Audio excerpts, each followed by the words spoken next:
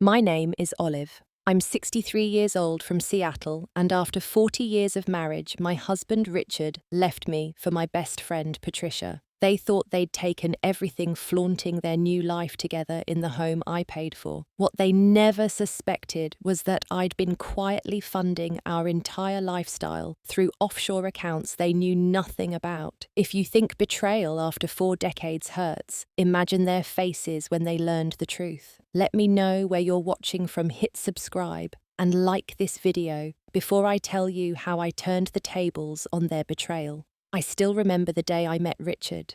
It was 1979, and I was 23, fresh out of the University of Washington with a finance degree and big dreams. The investment firm that hired me was small but ambitious, and that's where he worked as a junior attorney handling their legal matters. Richard was 27 tall with dark hair, always slightly too long, and a smile that made everyone feel like they were in on a secret. Our first conversation happened by the ancient coffee machine that perpetually smelled burnt. He asked if I knew how to make it taste less like motor oil. I told him that was beyond my considerable talents, but I could help him invest his money so he could afford better coffee. He laughed, asked me to dinner that night, and that began everything. My family wasn't immediately impressed. My father, a pragmatic accountant, thought Richard lacked ambition. "He's got charm, Olive," he said after first meeting him, "but charm doesn't build a future."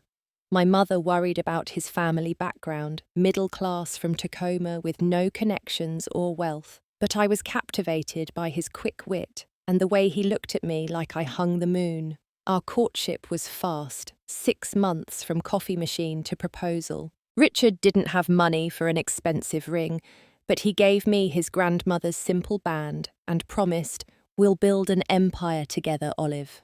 Just watch." I believed him completely. We married in a small ceremony at my parents' backyard. Richard's parents seemed overwhelmed by my family's modest but comfortable home. I remember his mother repeatedly mentioning their humble circumstances, while his father drank too much whiskey and told anyone who would listen about Richard's full scholarship to law school.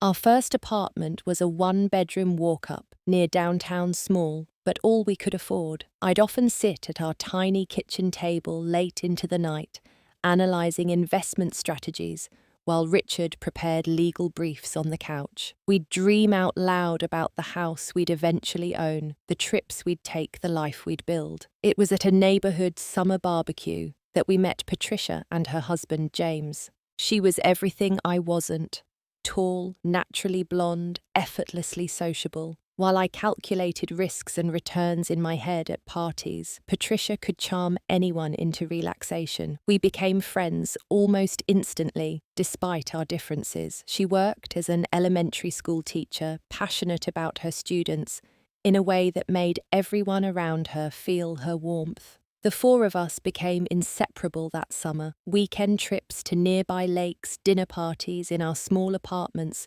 dreaming together about future success. When Richard and I started trying for a baby and months passed without success, Patricia was my confidant. She would bring over ice cream after each disappointment and assure me, "Your time will come, sweetie. Some things can't be scheduled even by Olive Thompson."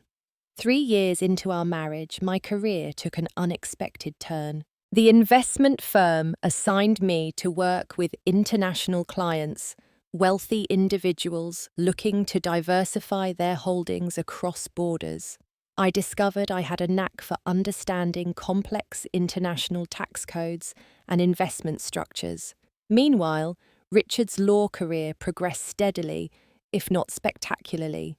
He moved from firm to firm, always slightly dissatisfied, always believing the next position would be his big break. By our 5th year together, I had received 2 promotions while Richard was still in roughly the same position he'd started in. I began noticing a slight edge to his congratulations on my successes. "That's great, Olive," he'd say, with a smile that didn't reach his eyes. "Someone has to be the breadwinner while I fight for justice at 70 hours a week." It was around this time that I made my first significant financial decision without Richard's input. My year-end bonus was substantial, and rather than putting it all in our joint savings as usual, I opened a separate account and invested half of it in emerging market funds. I didn't hide it exactly. The statement came to our home, but Richard never looked at them, trusting me to handle our finances. Our 5th anniversary was a dinner celebration at the new French restaurant downtown. Patricia and James joined us, Patricia giving a heartfelt toast to the perfect couple who make the rest of us believe in true partnership. I didn't miss how Richard's eyes lingered on her as she spoke, but I dismissed it as appreciation for her kind words. As we clinked glasses that night, none of us could have predicted how our lives would entangle and unravel over the coming decades, or that the seeds of both my greatest pain and unexpected redemption were already being planted. 10 years into our marriage, life had settled into a rhythm of increasing success, at least for me. I had been promoted to senior financial advisor at one of Seattle's most prestigious firms, managing portfolios for clients with 8-figure net worths. My salary had tripled in 5 years, and my reputation for finding creative legal investment strategies was growing. Richard's career hadn't kept pace. He'd made partner at a mid-sized firm, but it wasn't the prestigious position he'd envisioned for himself. His clients were respectable, but not remarkable, his cases adequate, but not groundbreaking.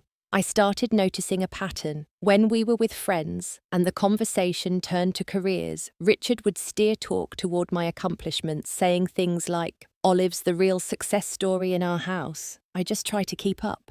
He'd laugh, but there was a tightness around his eyes. I began a subtle shift in how I discussed my work at home. Instead of sharing exciting developments, I downplayed my accomplishments, emphasized challenges, and highlighted Richard's contributions to our success. "I couldn't do any of this without your support," I'd tell him, which was partially true. His steady presence allowed me to take career risks. During this period, Patricia's marriage to James collapsed after he admitted to an affair with a colleague. She was devastated, showing up at our door at midnight with swollen eyes and a half-empty bottle of wine. "How could he throw away 10 years like it meant nothing?" she sobbed on our couch. Richard was surprisingly attentive, making her tea and listening to her vent until 3 a.m. while I drifted off on the armchair, exhausted from a week of client meetings. Patricia began spending more time at our house after that. Weekend brunches, movie nights, holiday celebrations. She became the sister I never had, and Richard seemed to enjoy having her around, often suggesting we include her in our plans. "She doesn't have anyone else," he'd remind me whenever I mentioned wanting a weekend just for us. When my father died unexpectedly of a heart attack the following year, he left me a modest inheritance of $120,000. Richard immediately suggested we use it for a down payment on a larger house or renovate our current one. Instead, I made a decision that would alter the course of our future. I contacted an international colleague who specialized in offshore banking. "I want to establish a private investment structure," I told him, over a secure line from my office, "something completely separate from my other assets." The inheritance went into an account in the Cayman Islands, the first brick in what would become my financial fortress. I told Richard I'd invested the money in a long-term growth fund that shouldn't be touched. Technically true, just not the complete truth. Meanwhile, Richard's spending habits began to shift. He upgraded his car from a sensible sedan to a European luxury model. His wardrobe expanded to include custom suits and designer watches. "We've earned this," he'd say, when I raised an eyebrow at a $5,000 credit card statement. "What's the point of success if we don't enjoy it?" I didn't argue. My offshore account was growing steadily, and I was making enough to support our lifestyle while still contributing to our visible joint investments. When Richard suggested we look for a home in Broadmoor, Seattle's most exclusive neighborhood, I agreed despite the 7-figure price tag. I arranged financing in both our names, though my income would cover 80% of the payments. My position now required international travel every few months: Singapore, London, Geneva. These trips served dual purposes. While building client relationships for my firm, I also managed my growing personal offshore portfolio. I established relationships with discreet bankers who understood the value of privacy and the complexities of international finance. During these absences, Patricia became Richard's default companion. "Don't worry about Richard being lonely," she'd assure me. "We're keeping each other company. Movie marathons and takeout. Very exciting." I appreciated her friendship and never questioned their time together. After one particularly profitable year, when my offshore accounts had grown to over 2 million, Richard and I faced a difficult conversation about children. After years of trying and 2 rounds of unsuccessful fertility treatments, we acknowledged that biological children might not be in our future. "Maybe this is for the best," Richard said one night, surprising me. "Our lives are so full already, and we can be the cool aunt and uncle to our friends' kids." I hadn't realised how much I'd held on to hope until that moment. "What about adoption?" I asked. Richard shook his head. "We're approaching 40, Olive. Do we really want to start with a baby at this point? Our life works as it is." I mourned privately, recalibrating my vision of our future. If we wouldn't have children to leave a legacy to, I became even more determined to build financial security that could support causes I believed in someday. By our 20th anniversary, Richard had become well known in Seattle legal circles, largely due to connections I had made through my clients. We celebrated with a 3-week trip to Europe, visiting Paris, Rome, and Barcelona. While Richard attended a legal conference in Barcelona, I took a day trip to Zurich to meet with my Swiss banking team. "Your portfolio has outperformed our projections by 12%, my advisor told me in his precise, accented English. "If you continue at this rate, you could consider early retirement within the next decade." I hadn't told Richard about this possibility. Our marriage had subtly shifted from the partnership we'd envisioned to something different. I quietly supported our lifestyle while he enjoyed the benefits and believed he was an equal contributor. I wasn't unhappy exactly, but sometimes I wondered if Richard would love the woman I really was. Not just the supportive wife who made his comfortable life possible, but the financial strategist who could buy and sell companies before breakfast. As we celebrated 20 years together, toasting with champagne at a Michelin-starred restaurant in Paris, Richard kissed me and said, "Here's to 20 more years of success." I smiled and clinked my glass against his, wondering if he had any idea who was really ensuring that success. 25 years into our marriage, I began noticing subtle shifts in the dynamics between Richard, Patricia, and myself. Richard had settled into his role at his law firm, respected but not exceptional, handling corporate cases that paid well but rarely made headlines. I continued to advance now, managing over $500 million in client assets and growing my own offshore accounts to nearly $5 million through strategic investments. Patricia had never remarried after her divorce from James. She'd transitioned from elementary school teaching to administrative work at a private school, which gave her more flexible hours and fewer demands. She remained a fixture in our lives, joining us for dinner at least weekly and attending most social functions as Richard's +1 when I travelled for business. The first warning sign came during a holiday party at our home. I was in the kitchen preparing coffee when I overheard Patricia's distinctive laugh from the living room. "Stop it, Richard," she said in a tone I'd never heard her use with him before, playful, almost flirtatious. When I returned with the coffee tray, they were sitting slightly farther apart than they had been before. A month later, I noticed a charge on our credit card statement from an upscale jewellery store downtown, $2,200 for an item purchased 2 days before Patricia's birthday. When I asked Richard about it casually, he seemed momentarily flustered. "Oh, that was supposed to be a surprise for you," he said, not quite meeting my eyes. "For our anniversary coming up." Our anniversary was 4 months away. I said nothing but made a mental note. Patricia's birthday dinner was at her favourite seafood restaurant. When she opened Richard's gift, a pair of sapphire earrings that exactly matched her eyes, she gasped dramatically. "Richard, these are too much," she exclaimed, but quickly put them on. "How did you know these were exactly what I wanted?" "Lucky guess," he replied, but I caught the look that passed between them. That night, I woke at 2 a.m. to find Richard's side of the bed empty. From our bedroom window, I could see him in the garden, pacing with his phone pressed to his ear. He was smiling in the moonlight. The next morning, I accessed his phone while he showered. The call log showed a 40-minute conversation with Patricia at 2:13 a.m. The text history between them had been deleted, the only conversation thread with no history, despite their frequent communications about dinner plans and social events. Rather than confront him immediately, I decided to investigate further. I told Richard I needed to travel to New York for client meetings, but instead stayed in Seattle checking into a hotel downtown. From there, I hired a private investigator with a reputation for discretion. "I need information, not interference," I told her clearly. "Documentation only."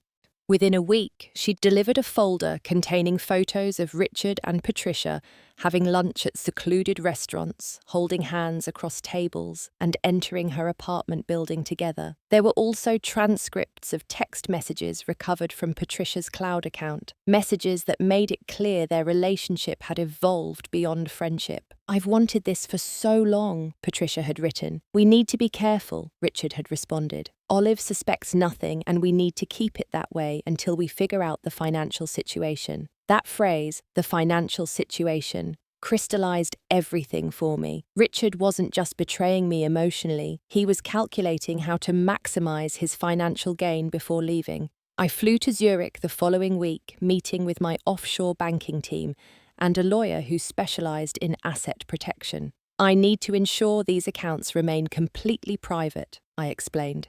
"And I need to understand exactly what would be discoverable in a potential divorce situation." The banker nodded understandingly. "Your existing structures are already quite secure. With a few adjustments, we can make them virtually untraceable without specific prior knowledge of their existence." I authorized the changes, moving assets through additional jurisdictions and converting certain holdings to more private instruments. I didn't know yet if I would need these protections, but I wouldn't be caught unprepared. Back in Seattle, I maintained the appearance of normalcy.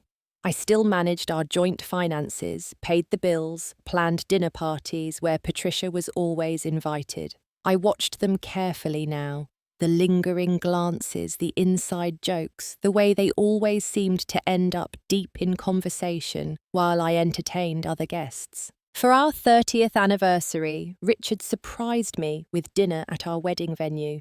The restaurant had changed hands twice, but still occupied the same historic building downtown. Throughout the meal, he checked his phone repeatedly, smiling at texts before quickly pocketing the device. "Everything okay?" I asked after the third time. "Just work," he replied too quickly. "A client situation." Later that night, he received a call and took it in his home office door closed. I stood outside listening to his hushed voice.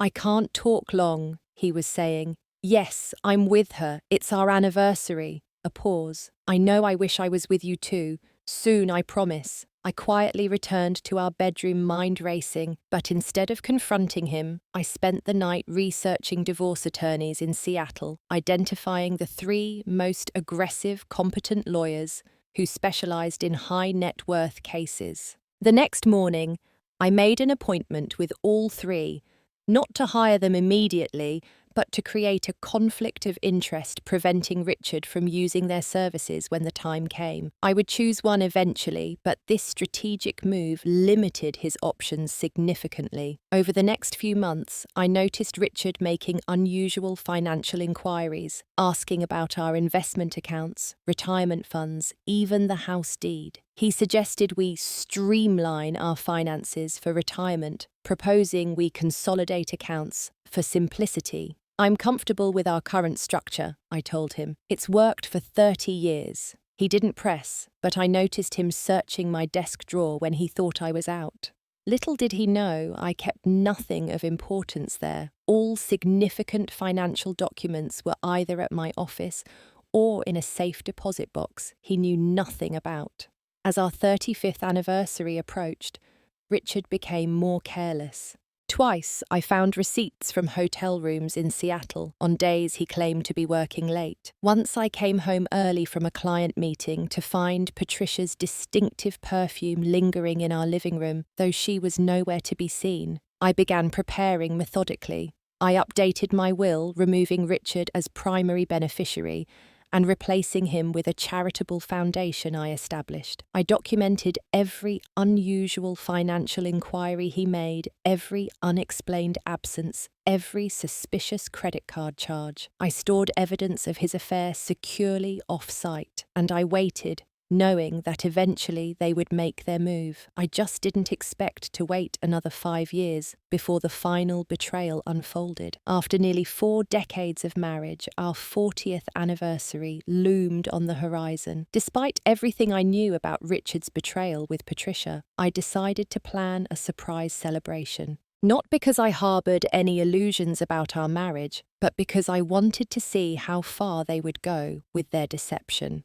I arranged for our closest friends to gather at our favorite restaurant, booked a weekend at a luxury resort on the San Juan Islands, and even ordered a custom-designed ring to replace my original wedding band, all while tracking Richard's increasingly suspicious behavior. 3 weeks before the planned celebration, I had a morning meeting cancelled at the last minute. I decided to return home instead of waiting at the office for my afternoon appointments. It was a Tuesday, raining lightly, a typical Seattle spring day. As I turned onto our street, I immediately noticed Patricia's red Audi in our driveway. My heart raced despite having suspected this for years. I parked down the block and sat for a moment, considering my options. After a deep breath, I walked quietly to our house and used my key to enter through the side door that opened into the kitchen. The house seemed quiet, but I heard faint music coming from upstairs, our bedroom.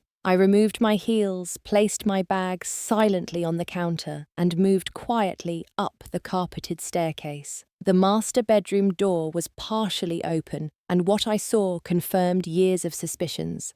Richard and Patricia were in our bed. The bed I'd shared with my husband for 40 years.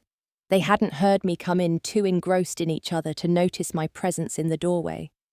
I stood frozen, a strange calm settling over me despite the scene before me. Finally, I cleared my throat.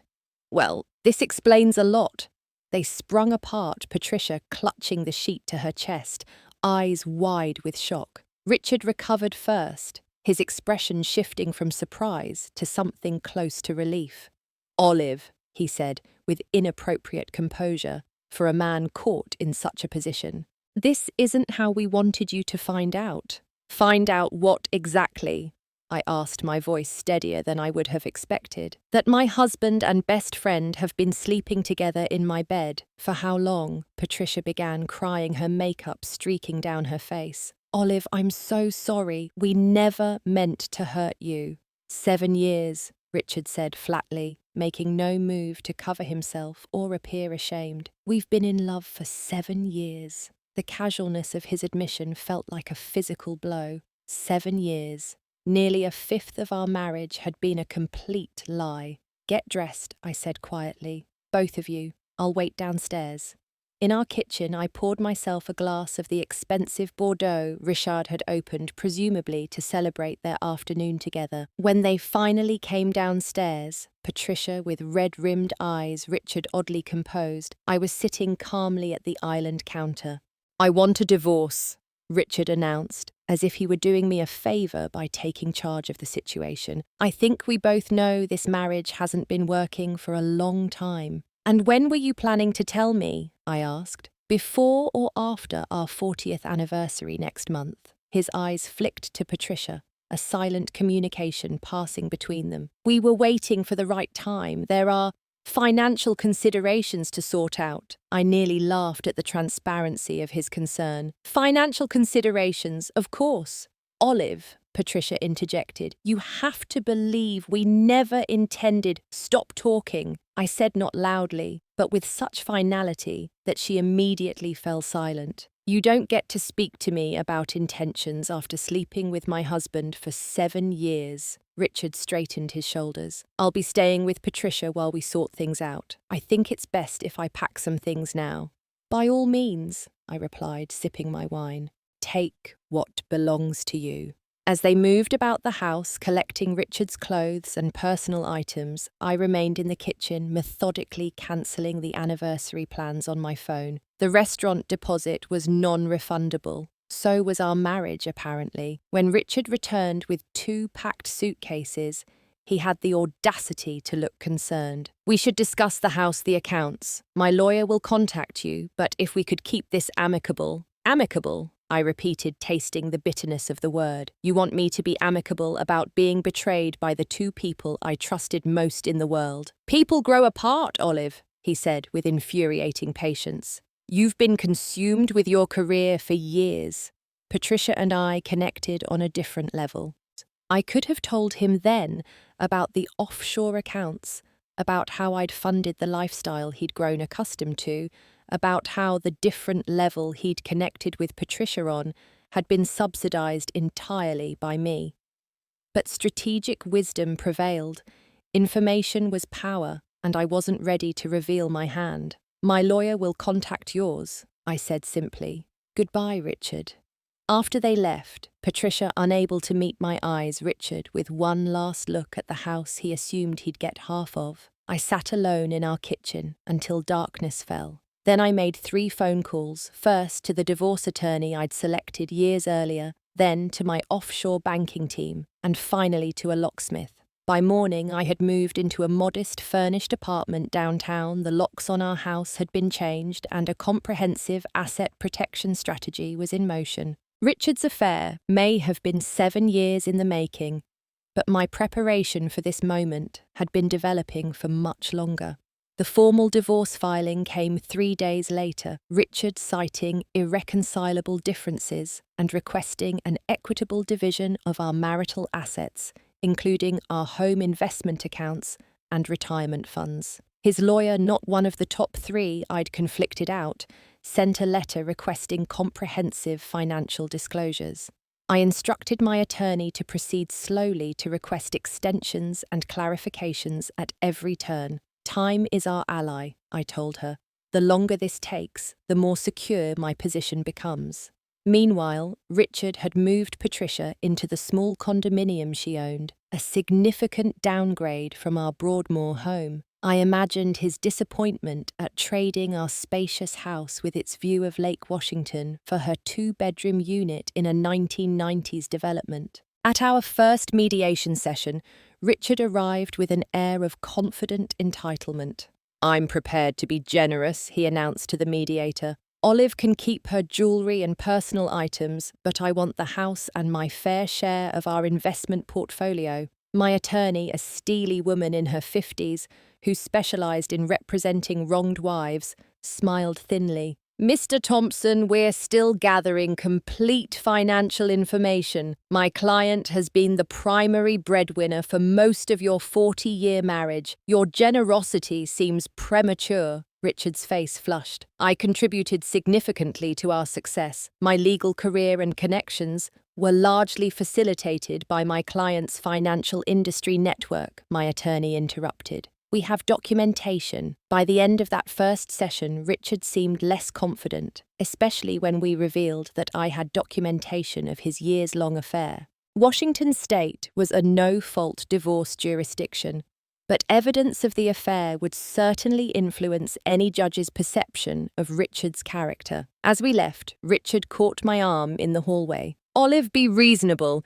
You can't possibly want to drag this out. I looked at the hand on my arm until he removed it. Actually, Richard, I have all the time in the world. What I didn't tell him was that with each passing day, my offshore assets were being further secured through a complex network of trusts and corporate structures spanning 5 countries, all perfectly legal, but deliberately complex and difficult to trace without specific knowledge of their existence. The battle lines had been drawn, and despite what Richard thought, I had been preparing for this war for years. The weeks following Richard's departure unfolded like a carefully choreographed dance. While he believed I was struggling with the shock and emotional devastation of his betrayal, I was executing a meticulously planned financial strategy. My first meeting after securing new living arrangements was with my international financial team. We connected via encrypted video conference, my advisor in Zurich, an attorney in Singapore, and a trust specialist in the Cayman Islands. We need to accelerate our protection timeline, I told them. My husband has filed for divorce and will be seeking full financial disclosure. My Swiss advisor nodded. The multi-jurisdictional structure we established last year will be beneficial. The discovery process would require knowledge of the initial transfers to even begin tracing the assets. And the timing works in our favor, added the Singapore attorney. The majority of these accounts were established over a decade ago, with funds that came solely from your earnings and inheritance. I authorized a series of transfers that further obscured the ownership trail, moving assets through various corporate entities I controlled indirectly.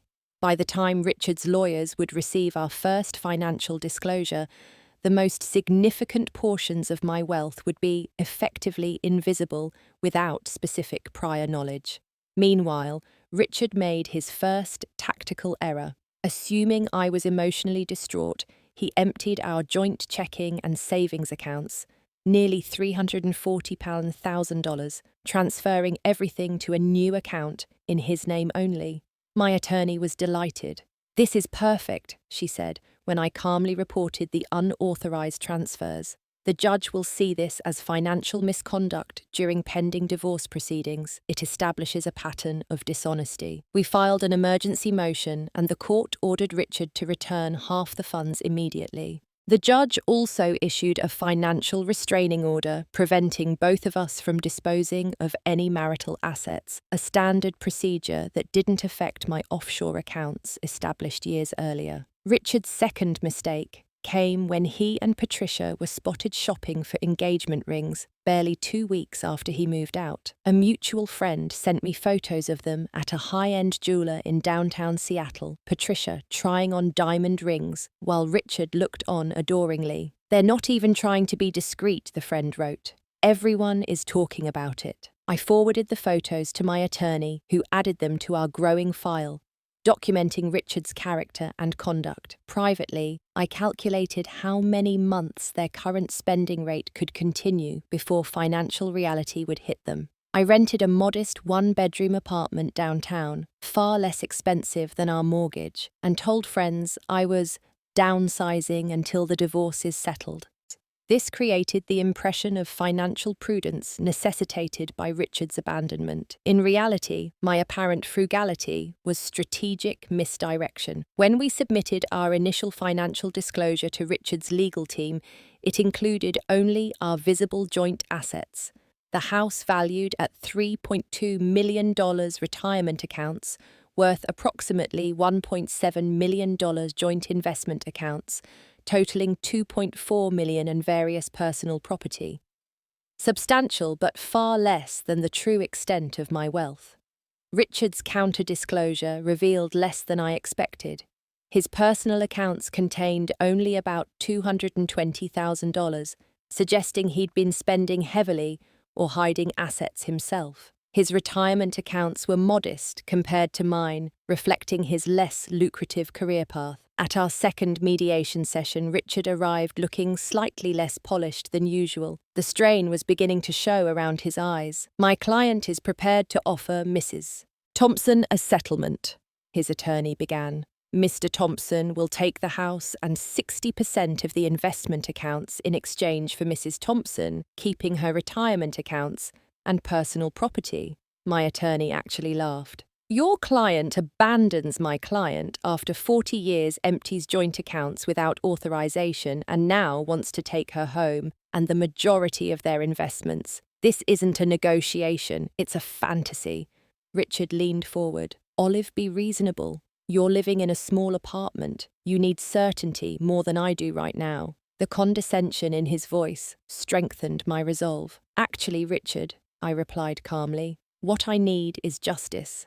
And time is on my side. As negotiations stalled, I executed the next phase of my plan. Through an anonymous LLC registered in Delaware, I purchased a small commercial building where Richard's law firm was a tenant. Within a month, all tenants received notice that rent would increase by 30% upon lease renewal, a significant but not unprecedented jump in Seattle's hot real estate market. Richard wouldn't know I was his new landlord, but the increased expense would put additional pressure on his firm and consequently on his income. It was a small maneuver in our larger chess match, but satisfying nonetheless. Meanwhile, Patricia had begun appearing around town wearing jewelry I recognized, pieces Richard had given me over the years that he'd apparently taken from the house. At a charity event I attended alone, she arrived on Richard's arm wearing a diamond bracelet my grandmother had left me. "That's a lovely bracelet," I said when we inevitably crossed paths at the bar. Patricia flushed her hand, moving instinctively to cover the diamonds. "Richard gave it to me. Did he mention it belonged to my grandmother? It's a family heirloom." Her eyes widened as Richard approached champagne glasses in hand. When I informed him the bracelet was my inheritance and not marital property, his face tightened. "I'll have it returned to you," he said stiffly. "Add it to the list of things you need to return," I replied before walking away. The incident made its way through our social circle, further damaging Richard's reputation. Several longtime friends, who had initially maintained neutrality, began reaching out to me, expressing support and disapproval of Richard's behaviour. 6 months into our separation, Richard's lawyer approached mine with a significantly reduced settlement proposal. "My client is prepared to be more accommodating," he began. "He'll accept a 50-50 split of all assets and is willing to sell the house and divide proceeds." The shift suggested financial pressure was building. My attorney countered with our first formal offer. I would keep my retirement accounts and personal property, Richard would keep his retirement accounts and personal property, and everything else would be sold and divided 60-40 in my favour, in recognition of Mrs. Thompson's greater financial contribution to the marriage. Richard rejected the offer immediately, but his counter-offer moved closer to our position. The negotiation had begun in earnest, and his leverage was weakening with each passing month. What Richard didn't know, what he couldn't possibly suspect, was that I was perfectly content to let this process drag on indefinitely. Every delay allowed me to further secure my most significant assets while watching his financial position gradually deteriorate. The offshore accounts that had quietly grown over decades now contained over $12 million, more than twice the value of our visible marital assets, all legally structured to remain outside the divorce proceedings. This wasn't just about money. It was about justice after decades of supporting a man who had betrayed me with my closest friend. As I watched Richard and Patricia struggle to maintain appearances at social functions, I knew the real reckoning was still to come. Time was my ally and patience my weapon. The tables were turning slowly but inevitably.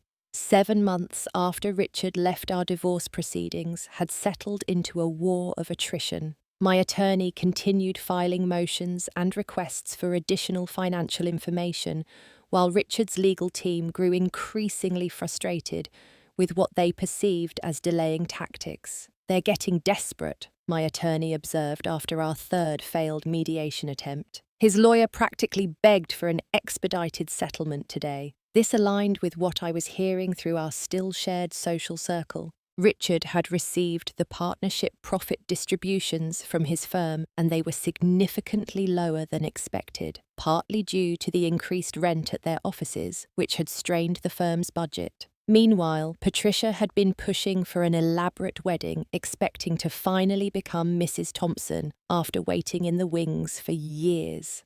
According to mutual friends, she'd already booked a venue and chosen an expensive gown, assuming the divorce would be finalized soon. I decided it was time to reveal a small portion of my hand, enough to create doubt, but not enough to expose my full financial position. At our next settlement conference, my attorney casually mentioned irregularities. we'd discovered in Richard's financial disclosures. My client has evidence suggesting Mr. Thompson maintained personal accounts that haven't been disclosed, she stated. We're prepared to file a motion compelling complete financial transparency if necessary. It was a calculated bluff. I had no such evidence, but Richard's reaction told me everything. His face paled slightly, and he leaned over to whisper urgently to his attorney. My client has disclosed all assets as required by law, his lawyer insisted, but the confidence was gone from his voice. After that meeting, Richard reached out directly, a violation of protocol our attorneys had established. We need to talk, Olive, he said when he called my cell phone. This process is becoming unnecessarily complicated and expensive for both of us.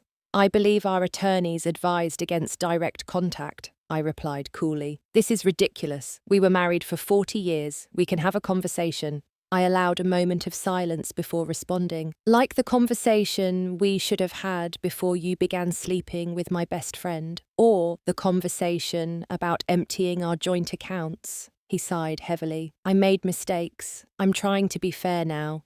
Fair would have been honesty, Richard. We're past that point.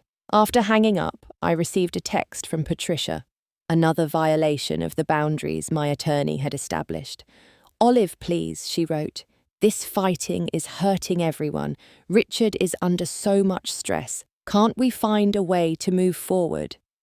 I didn't respond, but I saved the message as evidence of their coordinated pressure tactics. The next day, I attended a charity luncheon where several of Seattle's financial elite would be present. I had maintained a low profile professionally since the separation, but now I deliberately sought out conversations with key figures in Richard's legal circle. When the managing partner of a firm that frequently worked with Richard's company asked about my plans, I smiled mysteriously. I'm considering some new investment opportunities, I said. After 40 years supporting someone else's dreams, I'm ready to pursue my own ventures. Richard always spoke highly of your financial acumen, she replied, though I got the impression he managed most of your joint investments. I laughed, genuine amusement breaking through my composed facade. That was a convenient fiction we maintained socially. I've actually directed our investment strategy from the beginning. I could see her reassessing me, undoubtedly, wondering what other convenient fictions existed in the Thompson marriage narrative. Exactly as intended. That conversation spawned others, and within days, subtle shifts in perception rippled through our professional connections. Richard found himself fielding uncomfortable questions about our financial arrangements from colleagues who had previously accepted his version of events without question. The pressure began showing in tangible ways. Richard and Patricia cancelled their reservation at the exclusive wedding venue they'd booked. He began driving his older car again, rather than the new luxury sedan he'd purchased just before moving out. Patricia was seen shopping at mid-range department stores instead of her usual designer boutiques. Then came an unexpected development. A routine audit flag was raised on one of Richard's client trust accounts. Not uncommon in legal practice, but particularly stressful during divorce proceedings. While I had nothing to do with the audit, the timing couldn't have been more perfect. Richard's firm had to hire outside counsel to manage the audit process, creating additional expenses and professional scrutiny. Though he was ultimately cleared of any wrongdoing, the process took weeks and further strained his financial and emotional resources. 9 months into our separation, Richard's attorney approached mine with a significantly revised settlement offer. My client is prepared to accept a 65-35 split in Mrs. Thompson's favour, he proposed. He'll relinquish all claims to the house and her retirement accounts in exchange for his personal retirement accounts, his vehicle, and 35% of the joint investment accounts. It was substantially better than his original position, but still assumed all assets had been disclosed. My attorney countered with our final offer. Richard would receive only his personal retirement accounts, his vehicle, and 25% of the joint investment accounts. He would also be responsible for all legal fees associated with the divorce. "This is robbery," his attorney protested. "This is consequence," my attorney corrected. "Your client committed financial misconduct, carried on a long-term affair, and has attempted to manipulate the divorce process to his advantage. Mrs. Thompson's offer is more than generous given the circumstances." After 2 more weeks of desperate negotiation, Richard finally conceded. The settlement was drafted, reviewed and signed, officially ending our 40-year marriage, with far less than the equal division Richard had initially demanded. What Richard didn't know, what he would never know unless I chose to reveal it, was that the assets divided in our settlement represented less than half of my actual net worth. The offshore accounts, carefully built and protected over decades, remained intact and invisible. As I signed the final divorce papers, I felt no triumph, only a quiet vindication.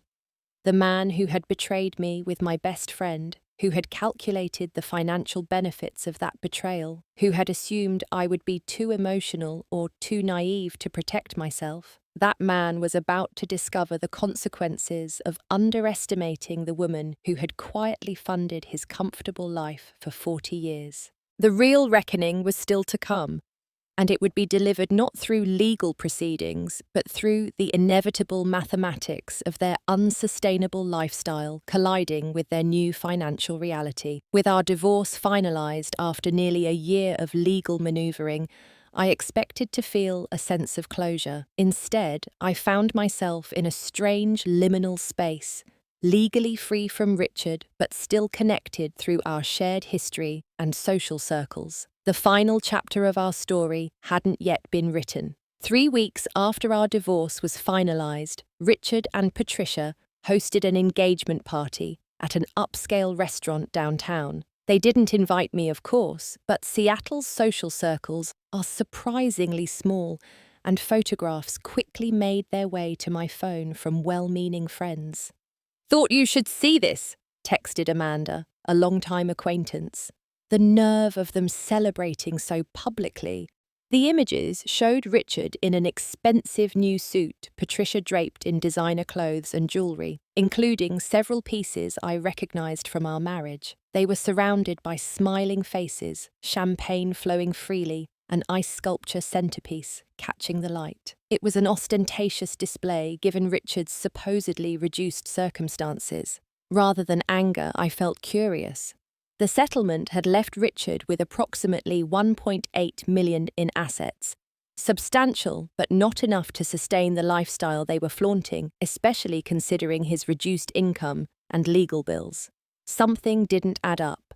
I contacted my private investigator again. "I need to understand their current financial situation," I explained. "Public records only, nothing illegal." 2 weeks later, she delivered a comprehensive report. Richard had taken out a second mortgage on Patricia's condominium. He'd also opened 3 new credit cards, already carrying balances close to their limits. Most interestingly, he'd been inquiring about loans using his partnership share as collateral. "They're spending money they don't have," the investigator concluded. Classic case of keeping up appearances. I thanked her and filed the information away. I didn't need to actively participate in their downfall. Mathematics and time would handle that for me. Meanwhile, I focused on rebuilding my life. The divorce settlement left me with our Broadmoor house, which I promptly listed for sale. It sold within weeks for $3.6 million, slightly above asking price in Seattle's competitive market. With the house sold, I purchased a beautiful beachfront property in San Diego, a city I'd always loved but Richard had dismissed as too relaxed for his professional image. The property cost $2.9 million, which I paid for, using a portion of my offshore funds channeled through a legitimate wire transfer from a Swiss account I'd disclosed during the divorce. This transfer served 2 purposes. It established a visible reason for my comfortable lifestyle moving forward, and it created a paper trail suggesting my offshore holdings were much smaller than they actually were. My new home became my sanctuary, modern architecture with floor-to-ceiling windows overlooking the Pacific, a complete departure from the traditional Tudor style Richard had insisted on in Seattle. I hired an interior designer to create spaces that reflected my personal taste rather than the formal, somewhat stuffy aesthetic Richard had preferred. 6 months after the divorce, I received an unexpected phone call from a former colleague in Seattle's financial district. "You might find this interesting," he said after exchanging pleasantries. "Richard's firm is struggling. That building they're in raised rent again, and they're having trouble making overhead. Word is they might downsize significantly." I thanked him for the information, not mentioning that as the building's owner through my anonymous LLC, I was well aware of their financial struggles. A month later, I learned through the same grapevine that Richard and Patricia's wedding had been postponed indefinitely. The official reason being Patricia's mother's health concerns, but insiders suggested financial issues were the real cause. I was having breakfast on my Ocean View terrace when my phone rang with a Seattle area code I didn't recognize. "Olive, it's Patricia." Her voice sounded different, the confidence replaced by something approaching desperation. "What do you want, Patricia?" I asked, keeping my tone neutral. I need to talk to you." She paused, seeming to gather courage. "Things aren't what they seemed." "They rarely are," I replied. "Richard isn't who I thought he was," she continued. "He's changed since the divorce. He's angry all the time, blames you for everything, spends money we don't have." I took a sip of my coffee, watching pelicans dive into the waves below. "And this concerns me how I made a terrible mistake," she said, her voice cracking. "I betrayed our friendship for a man who was only using me." "Yes, you did," I agreed calmly, though I suspect Richard would say you both used each other. "Olive, please, I don't know who else to turn to. I'm in financial trouble. Richard's in financial trouble. He's talking about moving us to a smaller place, selling my condo." "Again, Patricia, how is this my concern? I thought maybe, given our history, you might help you," I finished for her. "After you slept with my husband for 7 years, after you wore my grandmother's jewelry, after you celebrated publicly when my 40-year marriage ended." She began crying soft, hiccuping sobs that once might have moved me. "I was wrong, so wrong, I don't know what to do." That's the thing about consequences, Patricia. Sometimes they arrive later than expected, but they always arrive. I ended the call feeling neither satisfaction nor pity, just a calm certainty that justice takes many forms, sometimes delivered by one's own hand, sometimes by the natural order of things. 2 weeks later, I received a certified letter. The bank was foreclosing on Patricia's condominium due to missed mortgage payments. Public records revealed that Richard's name had been added to the deed just after our divorce, and then a second mortgage had been taken out, a mortgage now in default. Through my network of financial contacts, I learned that Richard's law firm had downsized, moving to smaller offices in a less prestigious building. Richard had been demoted from senior partner to of counsel, a face-saving measure before eventual separation. I considered my options carefully. Through my anonymous LLC, I could purchase Patricia's foreclosed condo at auction, becoming their landlord there as well. A poetic justice that appealed to the part of me still healing from betrayal. Instead, I chose a different path. I contacted a women's shelter I'd supported for years and arranged to purchase the condo at auction, then donate it to the organisation for transitional housing. Richard and Patricia would be evicted not by me directly, but by an organisation helping women rebuild their lives after trauma, a symmetry that felt appropriate. The final piece of the puzzle fell into place when I received a LinkedIn notification that Richard had updated his profile. He'd taken a position at a small legal practice specialising in minor personal injury cases, a dramatic step down from his corporate law career and partnership.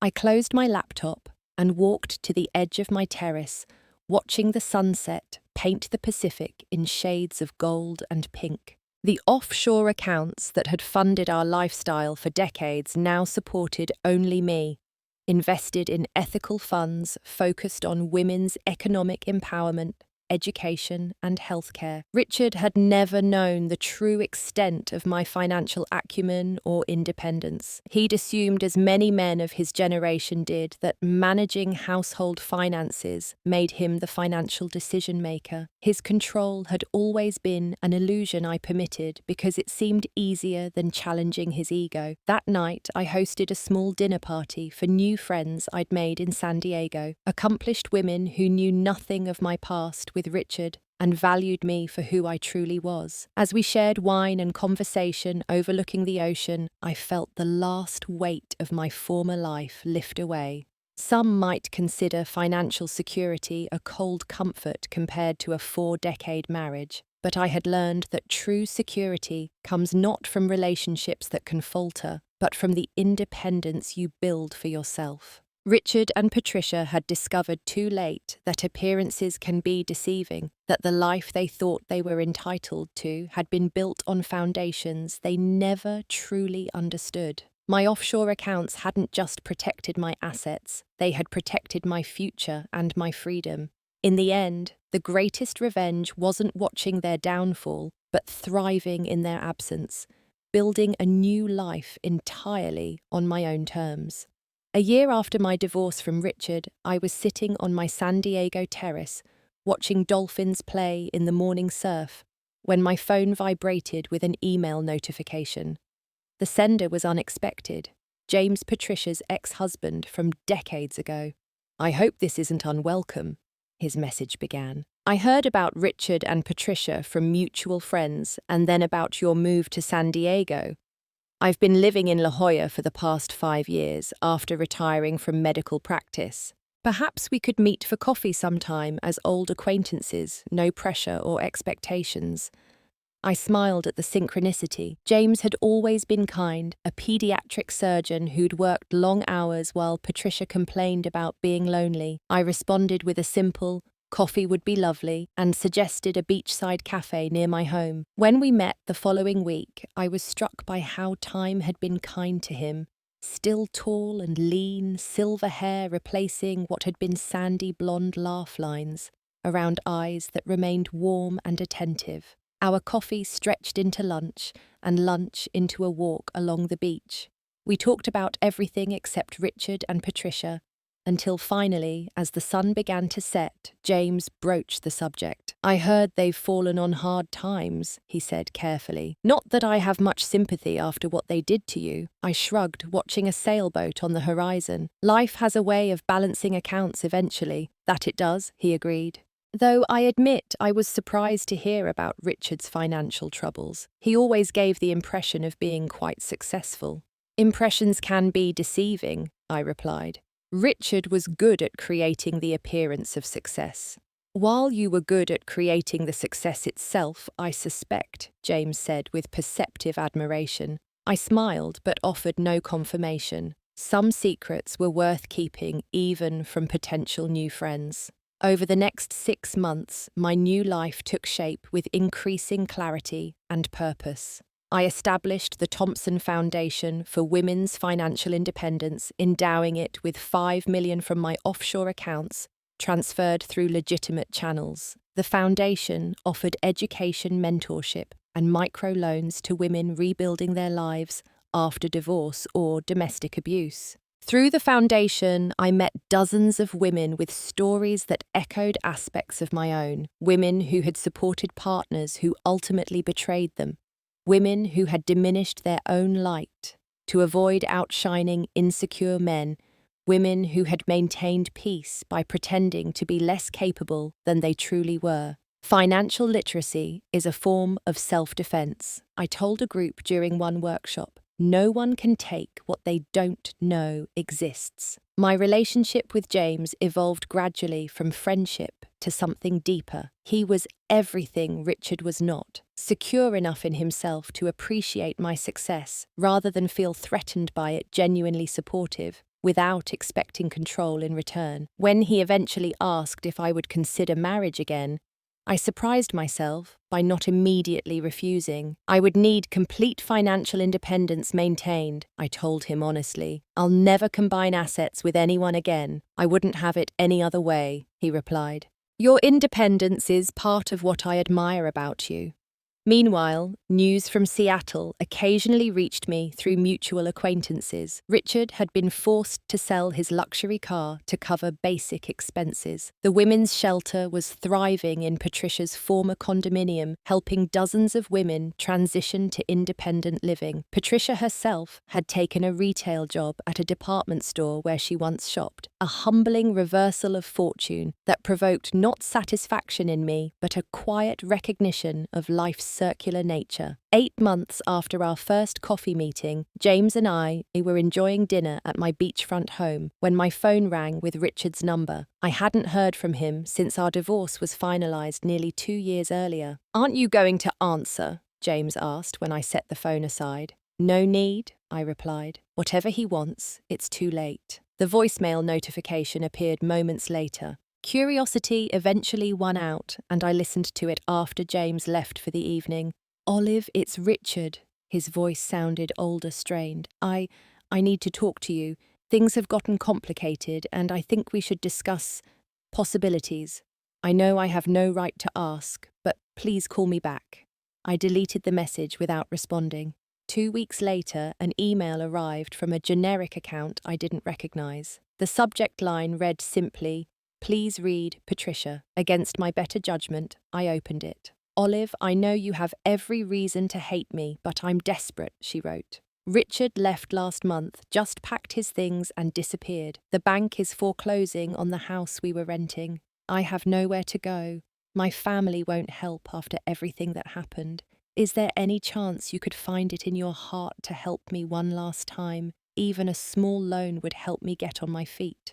I stared at the message for a long time, contemplating the complex emotions it stirred. This woman had been my closest friend for decades before betraying me in the most intimate way possible. Now, she was experiencing the same abandonment she had helped inflict on me. Rather than responding directly, I arranged for the foundation to offer Patricia a place in our program, not as a personal favor, but as an opportunity she would need to earn through the same channels as any other participant. She would never know I was behind it unless she completed the program and met the benefactor at graduation. As spring turned to summer, I expanded my foundation's work, partnering with financial institutions to create specialized services for women establishing independent financial identities. I taught workshops on offshore banking's legitimate uses, helping women understand the complex but vital world of international finance. My relationship with James deepened further.